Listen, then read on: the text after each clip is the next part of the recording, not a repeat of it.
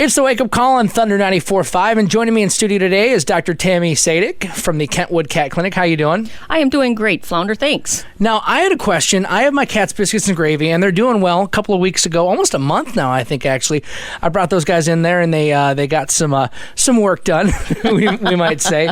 They were getting to the age where they definitely needed to get their...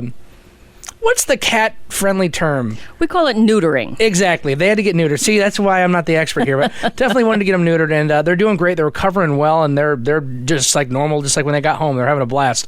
But I was wondering other stuff. I'm definitely concerned, because after talking to you and learning more from everybody at the Kentwood Cat Clinic, I want to make sure that they're healthy and I don't bring anything that might get them sick. For example, I was shopping at Meijer the other day, and I wanted to get them like a plant. Well, not them, but I wanted to bring a plant into my house.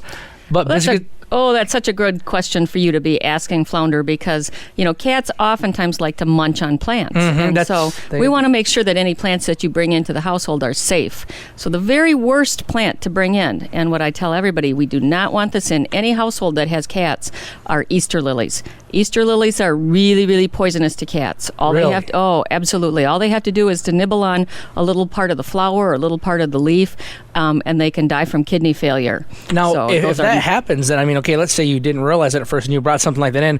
Are there any signs that I could notice as a pet owner, like with my cats, that I'd be able to see? Yeah, there are signs, but oftentimes we don't see any signs of illness until they've suffered really bad damage to their kidneys already. So what I tell people to do is, obviously, first of all, not have them in the house. But if it did come into the house and you weren't aware that it was poisonous, anytime you see a cat that is chewing on any type of plant, you need to call your veterinarian and make sure that it is a safe plant for cats to chew on.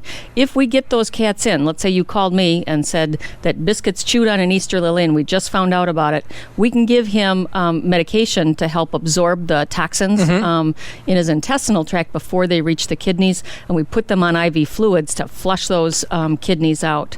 So, but by the time they start acting sick, which would be vomiting, not wanting to eat, acting painful, we may not be able to save that cat. Because I'm glad I actually asked it then, because I wasn't thinking for Easter, but I definitely was thinking about getting something for my apartment just to liven it up, to have something green and earthy in there. And I think just like a regular plant, but I'll still check with you to make sure that it's going to be okay. But that's something I think a lot of people would overlook. Absolutely, and there are some safe plants that you can use for house plants. Some of the pothos plants, which are kind of a heart-shaped ivy-looking plant, and things that, in fact, you can actually plant grass seed for your cats. A lot of cats will like to chew on grass, so you can get little green little kits that have soil and the grass seed in it, and bring that in, and you can be giving your cat a salad on a regular basis. See, now I'm eating healthy, I'm working out and soaking my cat's biscuits and gravy.